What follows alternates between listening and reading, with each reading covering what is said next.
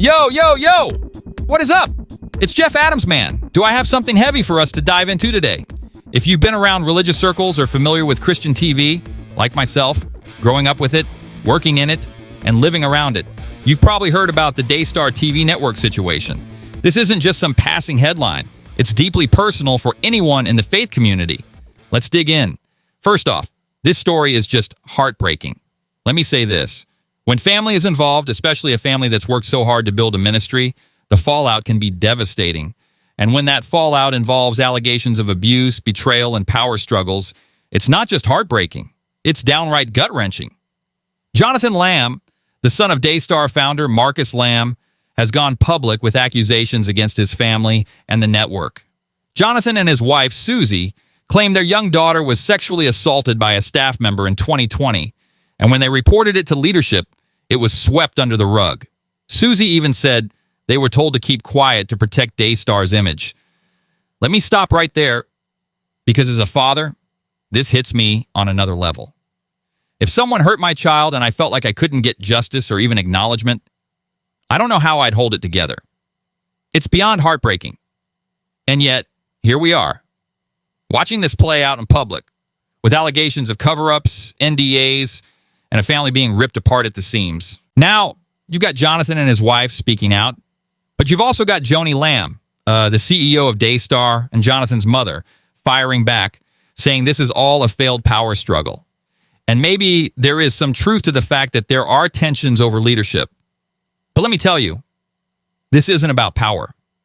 This is about a little girl, and her story is being buried under all this noise.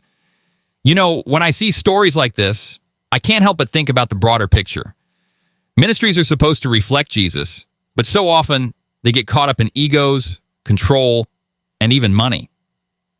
I've seen it firsthand in my own life. There's no room for secret sin in ministry. It always finds its way to the surface. I had my own come to Jesus moment about 2.5 years ago. Let me be real with you for a second. Secret sin? Yeah, I had it. I thought I could manage it. Keep it in a little box. But let me tell you, sin doesn't stay in a box. It's a wildfire. It'll burn everything you've built to the ground if you don't deal with it. And when you're in a position of leadership, the stakes are even higher. I've been in media and ministry circles for decades. And if there's one thing I've learned, it's that accountability is non-negotiable. You can't lead a flock while hiding behind lies or sin. It doesn't work. You might get away with it for a little while, but trust me, it will come to light. But what's happening with Daystar goes beyond individual sin. It's systemic. Jonathan and Susie claim there was a second incident involving their daughter, and when they tried to report it, they were discouraged again. How does that happen in a ministry? How does the protection of the brand outweigh the protection of a child? Let's talk about this for a moment. How did we get here? How did we get to a place where Christian ministries, places that are supposed to be a refuge, a light in the darkness, are more concerned with optics than truth? This isn't just a Daystar problem. This is a reflection of the brokenness in all of us. I was having a conversation with my dad the other day. You know, one of those intense after Thanksgiving debates. We were talking about sin and how we as Christians should respond when stuff like this comes to light. My dad said something that stuck with me. Hate the sin, but love the sinner. Man, that hit me. Because it's easy to throw rocks when you see someone fall, isn't it? It's easy to look at a scandal like this and say, how could they? But here's the truth. We all miss the mark every single day. And the same Jesus who offers grace to me and you also offers grace to the Lamb family. That's not to say there shouldn't be accountability. There should be, but it's got to come from a place of love, not condemnation. Because at the end of the day, this isn't just about Daystar or the Lamb family. This is about the gospel. And let me tell you, the gospel isn't about protecting a brand or covering up sin. It's about redemption. When I look at my own life, I see how far I've fallen short. I've been through divorce. I've made mistakes as a father. I've battled with my own demons. But you know what? Jesus didn't give up on me. and he's not giving up on you. And that brings me back to this story. It's easy to get caught up in the drama, the allegations, the he said, she said. But let's not lose sight of what really matters. Pray for this family. Pray for healing, for truth to come to light, and for God to somehow use this mess for his glory.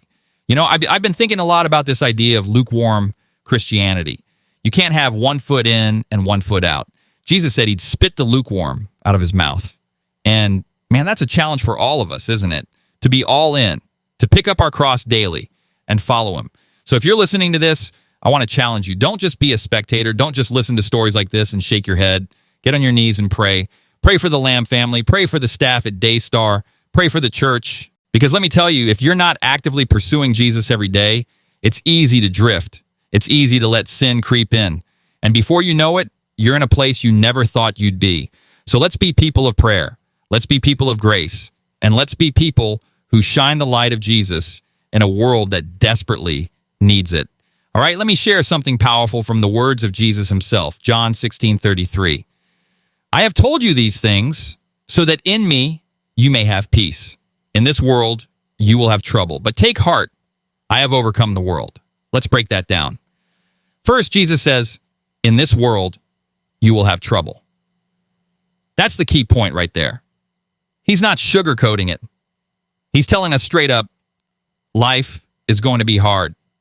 Troubles are a part of living in this world, whether you're a believer or not. As a follower of Jesus, I still face struggles. We all do. Jesus never promised us an easy road. But here's where it gets good. He follows up with, but take heart. That's the encouragement we need. Take heart. Why? Because Jesus says, I have overcome the world. That's the hope we cling to. Jesus has already defeated everything we could ever face. Sin, death, struggles, trials, you name it. He's already overcome it. This verse is such a powerful reminder to find peace in him, even when life feels overwhelming. No matter how tough things get, no matter how dark the season, we can trust in his victory. He's already won, and through him, we can too. So whatever you're facing today, remember, yes, this world brings trouble, but Jesus has overcome it all. Take heart in that truth. All right, let's keep moving. But I hope that verse speaks to someone listening right now. Stay encouraged, stay strong. Jesus has got you. Thanks for hanging with me today. I know this was a heavy one, but it's important. If this episode spoke to you, do me a favor. Subscribe, give us some stars, and share it with a friend. Let's keep the conversation going. Until next time, this is Jeff Adams, signing off.